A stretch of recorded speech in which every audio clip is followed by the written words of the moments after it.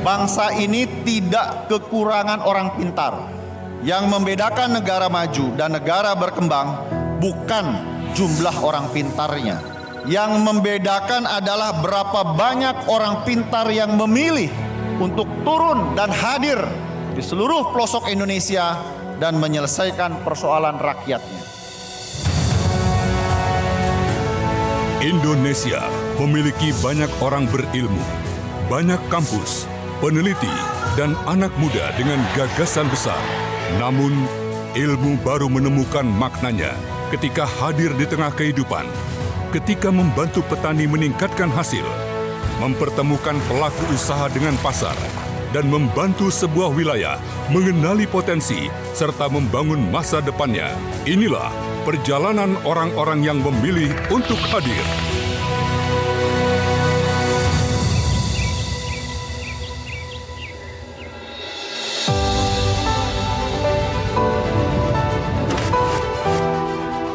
Lebih dari 10.000 orang mendaftarkan diri. Dari proses seleksi itu, terpilih 1.476 patriot dari berbagai disiplin ilmu dan perguruan tinggi di seluruh Indonesia. Ada yang mendalami pertanian, perikanan, peternakan, teknologi, ekonomi, sosial, tata ruang, lingkungan, dan berbagai bidang lainnya. Mereka bekerja dalam tim karena persoalan di lapangan tidak pernah berdiri sendiri. Produksi membutuhkan teknologi, hasil produksi membutuhkan pengolahan, usaha membutuhkan pembiayaan, produk membutuhkan pasar, dan semua itu membutuhkan orang-orang yang bersedia bekerja bersama. Saya dan teman-teman termasuk Pak Wamen dan para pejabat di Kementerian Transmigrasi ingin membangun satu ekosistem SDM unggul. Kita berharap nanti akan ada pemimpin-pemimpin Indonesia yang hebat, lahir dari tim ekspedisi Patriot. Mereka disebut patriot bukan karena telah memiliki sebuah jawaban. Mereka disebut patriot karena bersedia turun untuk mencarinya bersama masyarakat. Kalau negara mau bangkit, negara mau maju, memang harus dimanfaatkan atau digerakkan potensi dan kemampuan dari kampus-kampus dari universitas. Sebelum berangkat, seluruh peserta dikumpulkan di Bogor. Dalam tradisi militer, ada sebuah tempat bernama daerah persiapan. Di sanalah setiap orang diperiksa sebelum bergerak.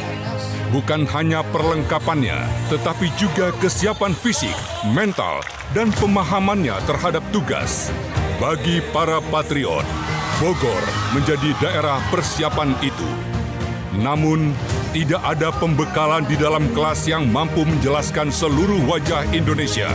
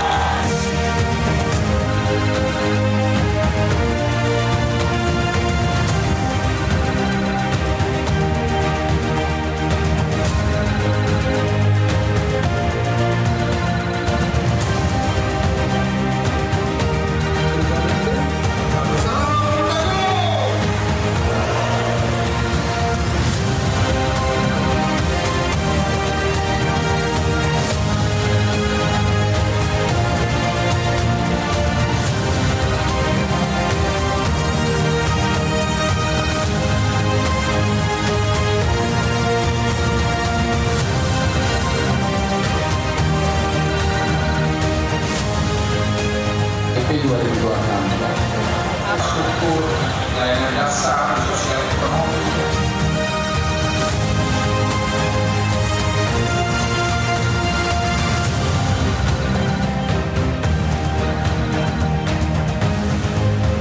Waktu pembekalan yang hanya 3 hari, kemudian pelepasan 2 hari tidak cukup.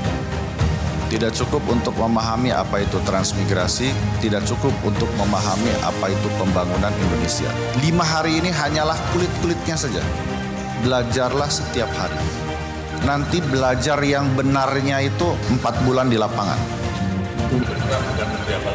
Yang suatu saat bukan memimpin suatu kegiatan secara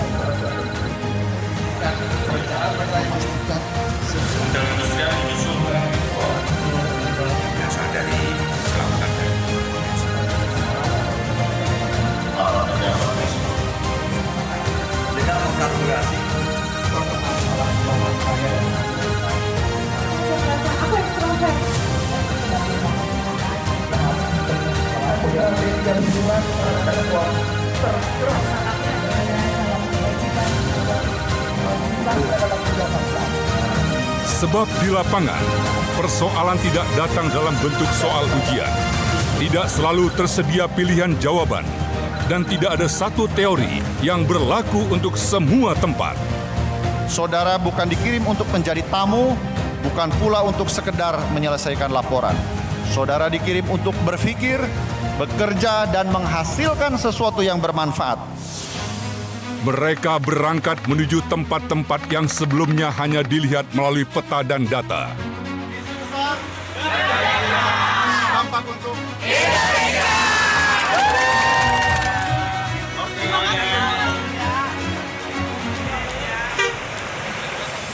Sebagian harus berganti pesawat, lalu melanjutkan perjalanan dengan kapal, kendaraan darat, atau sepeda motor. Sebagian memasuki wilayah dengan keterbatasan listrik, komunikasi, dan transportasi.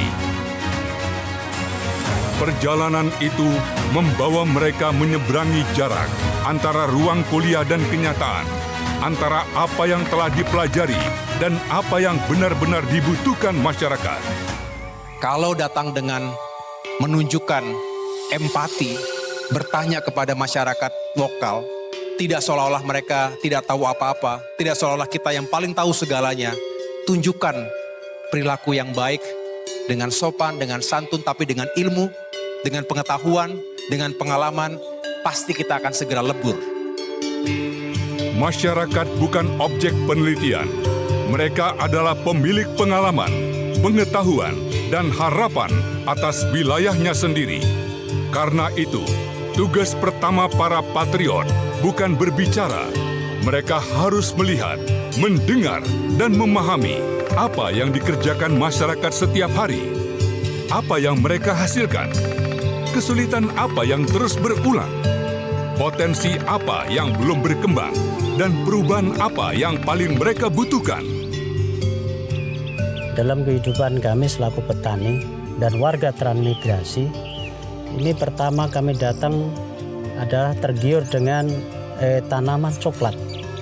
Begitu sampai di lokasi transmigrasi, ternyata terlalu banyak dikeluarkan biaya.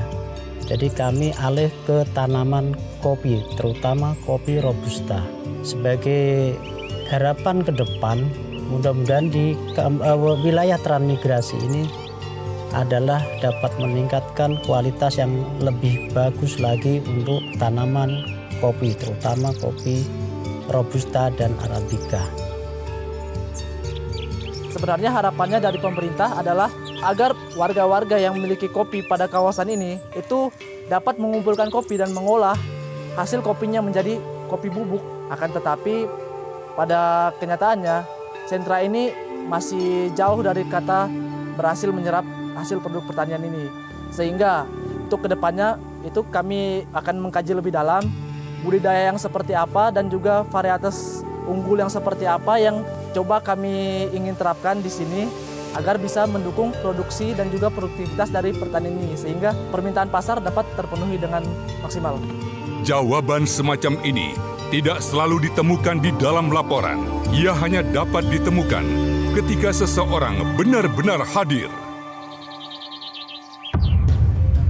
Indonesia memiliki kekayaan alam dan keragaman wilayah yang luar biasa. Namun, kesempatan belum tumbuh secara merata. Di banyak daerah, potensi ekonomi belum sepenuhnya terhubung dengan infrastruktur, teknologi, investasi, tenaga terampil, dan pasar. Ada hasil pertanian yang produktivitasnya masih dapat ditingkatkan. Ada produk unggulan yang belum diolah menjadi barang bernilai tambah. Ada usaha masyarakat yang belum terhubung dengan pembiayaan dan pembeli. Indonesia bukan kekurangan potensi. Tantangannya adalah mempertemukan potensi itu dengan ilmu pengetahuan, teknologi, jaringan, dan orang-orang yang bersedia bekerja bersama. Potensi ekonomi Indonesia ini tersebar dari Aceh hingga Papua. Tidak hanya terkonsentrasi, tidak hanya tersentralisasi di Jawa saja, apalagi hanya di sekitar Jakarta saja. Karena kita seharusnya memang menciptakan pusat-pusat pertumbuhan ekonomi baru. Selama bertahun-tahun, transmigrasi dikenal sebagai perpindahan penduduk dari wilayah yang padat menuju wilayah yang lebih jarang dihuni. Program ini telah melahirkan banyak desa, kecamatan, kabupaten, bahkan pusat pertumbuhan baru. Namun, zaman berubah, tantangannya pun berubah. Hari ini, transmigrasi diarahkan untuk membangun kawasan dan sumber pertumbuhannya terlebih dahulu. Kepastian lahan, infrastruktur dasar, kegiatan ekonomi, investasi, industri pengolahan, lapangan kerja, serta hubungan antara produksi dan pasar harus disiapkan secara terintegrasi. Ada gula, ada semut. Ketika kesempatan tumbuh, masyarakat setempat, tenaga kerja, dan dunia usaha dapat berkembang di dalam ekosistem yang sama. Paradigmanya sudah berubah dari sekedar memindahkan penduduk menjadi mengembangkan kawasan. Setelah kawasan terbangun dengan terintegrasi, barulah itu menjadi daya tarik bagi perpindahan penduduk, bagi investasi, bagi hadirnya pertumbuhan ekonomi yang berkelanjutan. Inilah paradigma baru transmigrasi.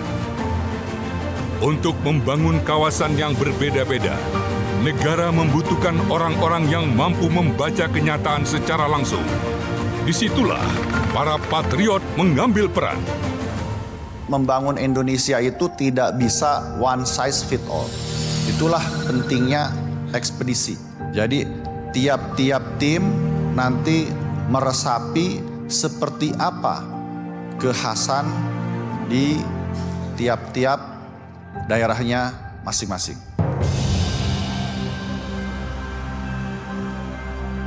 Indonesia tidak dapat dibangun dengan satu resep. Apa yang berhasil di Jawa belum tentu sesuai untuk Papua. Kebutuhan masyarakat pesisir berbeda dengan kebutuhan masyarakat pegunungan. Komoditas yang tumbuh baik di satu wilayah belum tentu memiliki prospek yang sama di tempat lain. Para patriot harus membaca setiap wilayah sebagaimana adanya, bukan sebagaimana yang mereka bayangkan sebelum datang. Di Parigi Mautong, Sulawesi Tengah, Iketut Kari telah mengusahakan durian selama lebih dari 20 tahun. Ia memahami tanah, musim, dan cara hidup wilayahnya. Namun, ada satu persoalan yang terus berulang, ketersediaan lahan satu hamparan yang luas agar durian bisa panen serentak dalam jumlah yang memenuhi kebutuhan ekspor. Bagi Iketut Kari, persoalan ini bukan sekadar angka produksi. Ini menentukan pendapatan keluarga dan masa depan usaha yang telah dibangun selama bertahun-tahun. Para patriot tidak langsung menawarkan jawaban. Mereka memulai dengan mengamati, mengambil data, dan mendengarkan pengalaman masyarakat. Ada 32 gudang yang pengelola durian, namun sekarang stoknya yang masih kurang gitu, daya suplainya. Jadi kebanyakan gudang daripada suplai buah gitu, karena masih terbagi ke di dalam negeri. Kita kalau bicara ekspor, dalam negeri kita belum mencukupi. selama ini kan Cina, Tiongkok itu sangat besar sekali permintaannya. Nah, kalau tidak bersamaan tentu pasokannya akan lebih kurang. Untuk jual ke Jakarta, ke Surabaya itu kan tidak cukup juga. Itu yang jadi kendala. Tantangan yang dihadapi oleh masyarakat Barito Mini Raya ini yaitu adalah dalam bidang infrastruktur berupa jalan yang memang bisa dikatakan belum layak untuk proses distribusi, baik itu distribusi kelapa, baik itu distribusi durian maupun distribusi kakao. Terhambatnya distribusi itu sangat mempengaruhi terhadap pendapatan petani. Kita harus malu punya ilmu yang banyak, gelar yang banyak kalau tidak mampu menjawab persoalan di lapangan. Sekarang tantangan kita adalah bagaimana kita belajar supaya aplikatif di lapangan.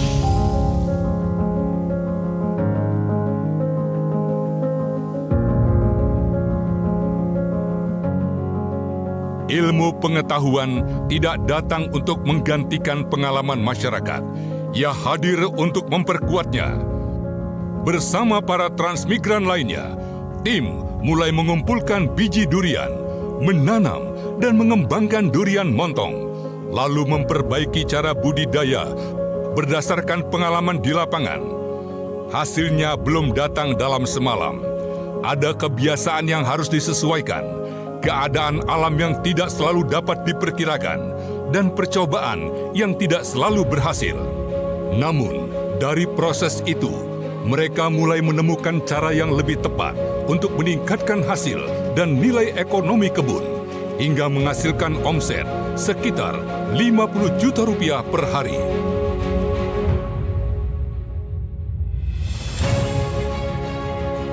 Perubahan tidak selalu dimulai dari proyek besar. Kadang-kadang ia dimulai dari satu masalah yang dipahami dengan benar, lalu dikerjakan bersama-sama. Di Majene, persoalannya berbeda. Masyarakat di sini sudah lama menanam coklat. Kualitasnya salah satu yang terbaik di Provinsi Sulawesi Barat. Bahkan ada inisiatif dari anak-anak muda setempat untuk membuat industri pengolahan coklat dengan merek dagang Makoa. Pada awalnya justru kami tidak ingin kalau kakao itu punah dari sini. Kami menonton salah satu program TV. Di situ dijelaskan cara membuat coklat mulai dari biji kakao. Itu sangat mudah. Bahkan bisa menggunakan alat-alat dapur. Nah, jadi saya mengajak teman-teman bagaimana kalau kita mengolah biji kakao menjadi coklat. Nah, nanti kita beli bahan itu dari petani, kita kasih tinggi harganya. Nah, teman-teman sepakat. Alasannya karena kami peduli dengan kesejahteraan petani. Kemudian kedua yang saya sebut tadi, kami peduli dengan keberadaan kakao di daerah kami. Disinilah para patriot bekerja sebagai penghubung. Mereka membantu mempertemukan produk lokal dengan teknologi, pembiayaan, dunia usaha, dan calon pembeli. Kalau kami sendiri itu melihat, menganalisa bagaimana agar komoditas unggulan tersebut bisa berkembang, Pak. Gitu. Karena kalau kita lihat sekarang, komoditas ini belum bisa produksi secara maksimal. Seperti contoh kakao misalnya, itu di sini keadaannya sekarang dalam 1 hektar itu hanya bisa menghasilkan 500 hingga 700 kg per hektar per tahunnya. Sedangkan jika batas minimalnya itu bisa di atas 1.100 kg, Pak. Atau bisa sampai 1.200 kg per hektarnya. Itu merupakan sebuah hal yang bisa dikembangkan dan itu yang kami lihat sebagai tim peneliti. Jadi masyarakat di sini itu bertani seadanya. Begitu, tidak adanya pendampingan dari pemerintah juga sehingga petani hanya ya udah sekadar mencoba. Dan juga di sini mereka itu bertani melihat harga, Pak. Jadi mana yang mahal itu yang ditanam. Sedangkan potensi lainnya yang tidak terlihat itu tidak dikembangkan, padahal itu sangat potensi di daerah ini, Bu. Bersama masyarakat, tim Ekspedisi Patriot mengembangkan solusi. Bukan hanya kualitas produknya yang diperbaiki, tetapi juga bagaimana produk itu sampai kepada pembeli agar masyarakat memperoleh bagian yang lebih besar.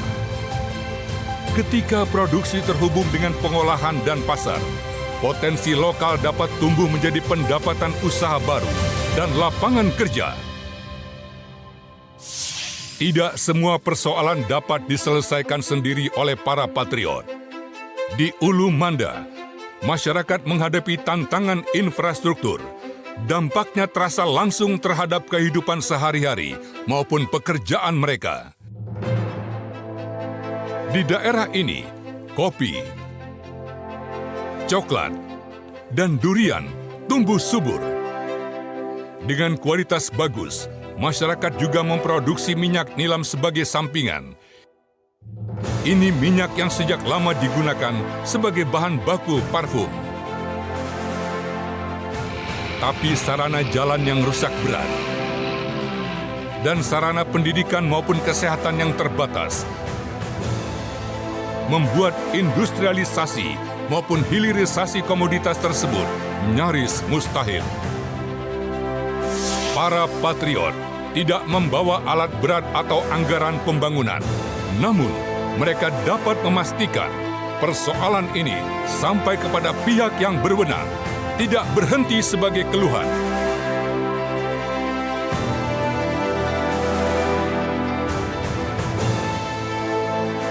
Kalau lihat jalan rusak, tidak perlu diambil gambar terus diposting, ya, hanya untuk kesedihan.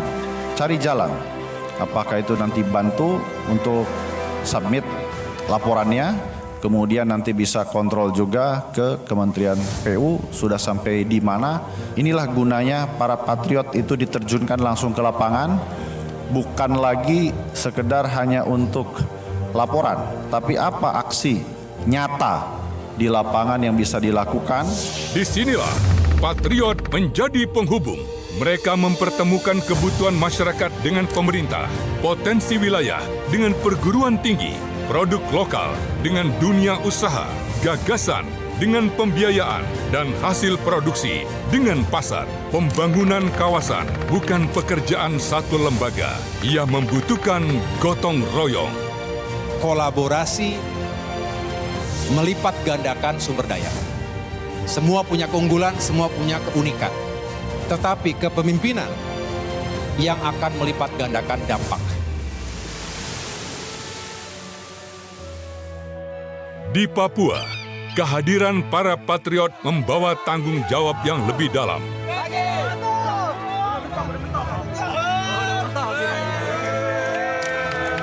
Papua memiliki kekayaan budaya, pengetahuan lokal, dan potensi wilayah yang besar.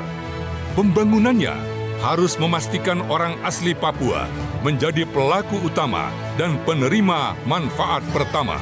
Para patriot hadir untuk belajar dari masyarakat, bekerja bersama, dan memperkuat kemampuan yang telah tumbuh di dalam masyarakat. Yang membangun ini adalah putra-putri asli Papua. Jadi lahirnya Papua, asalnya transmigran, nelayan, semuanya Pak. Pembangunan yang baik tidak membuat masyarakat menjadi penonton di tanahnya sendiri.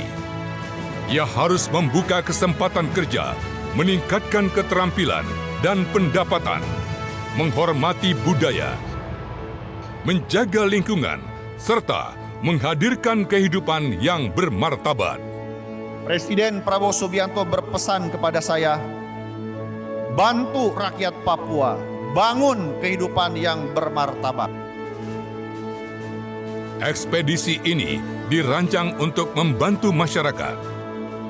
Namun, dalam perjalanannya, para patriot pun mengalami perubahan. Mereka melihat kerja keras yang selama ini tidak terlihat dari kota. Mereka menemukan bahwa masyarakat telah memiliki pengalaman, pengetahuan, dan daya untuk maju. Yang perlu diperkuat adalah akses terhadap teknologi, pembiayaan, jaringan, dan pasar. 2025 tim ekspedisi ngirim pesan kepada saya, Pak, saya sudah 3 hari ini nangis. Kenapa? Karena saya baru lihat untuk pertama kalinya ibu-ibu itu setiap hari ngangkut sawit setiap jam 6 pagi. Sementara saya Pak jam 6 baru bangun tidur. Kadang-kadang, perubahan pertama tidak terjadi pada kawasan yang didatangi. Perubahan itu terjadi di dalam diri orang yang datang.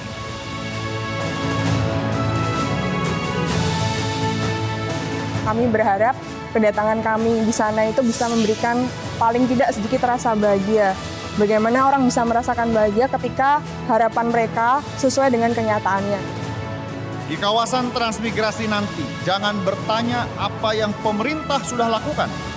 Bertanyalah apa yang bisa saya lakukan agar keadaan menjadi lebih baik ketika saya pulang.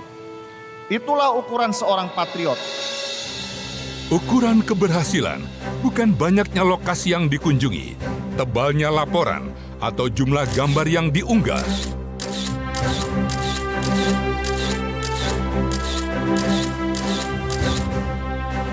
Ukurannya adalah perubahan yang ditinggalkan. Apakah produktivitas meningkat? Apakah usaha lokal berkembang? Apakah masyarakat memperoleh pengetahuan dan akses baru? Apakah produk menemukan pasar? Apakah persoalan memperoleh jalan penyelesaian? Dan yang paling penting, apakah masyarakat dapat melanjutkan apa yang telah dimulai setelah para patriot kembali? Itulah perbedaan antara sebuah kunjungan dan sebuah pengabdian. Saya tidak meminta saudara mengubah Indonesia dalam beberapa bulan. Tetapi saya meminta satu hal, jangan pulang dengan kapasitas yang sama seperti ketika saudara berangkat. Kalau setelah penugasan ini cara berpikir saudara tidak berubah, keberanian saudara tidak bertambah, dan rasa tanggung jawab saudara tidak semakin besar, maka saya katakan ekspedisi Patriot gagal. Namun, jika saudara pulang menjadi pribadi yang lebih kuat, lebih disiplin, lebih objektif, dan lebih bermanfaat bagi orang lain, maka Indonesia telah memperoleh 1.476 pemimpin yang baru. Pemimpin tidak selalu lahir di ruang rapat. Kadang-kadang ia tumbuh ketika rencana tidak berjalan. Keadaan memaksa seseorang mengambil keputusan, dan tanggung jawab tidak dapat diserahkan kepada orang lain. Di lapangan, ilmu mereka diuji, namun di tempat yang sama, keberanian, empati, dan kepemimpinan mereka juga dibentuk. Infrastructure builds connectivity and sustainability, but people builds prosperity. Transmigrasi Patriot bukan perjalanan untuk menemukan Indonesia yang jauh. Ini adalah perjalanan untuk mendekatkan ilmu dengan kehidupan, kampus dengan masyarakat, serta potensi dengan kesempatan. Indonesia tidak akan dibangun hanya dari pusat.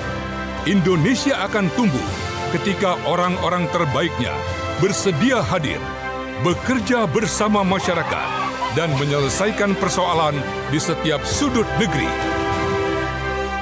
Sejarah selalu membuktikan negara tidak dibangun oleh mereka yang paling banyak mengeluh dan mengeluh. Negara dibangun oleh mereka yang paling banyak hadir dan menyelesaikan persoalan.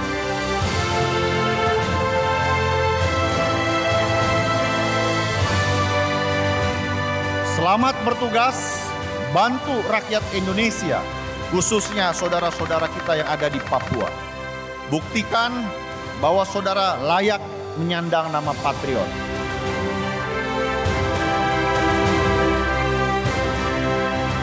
Satu, dua, tiga.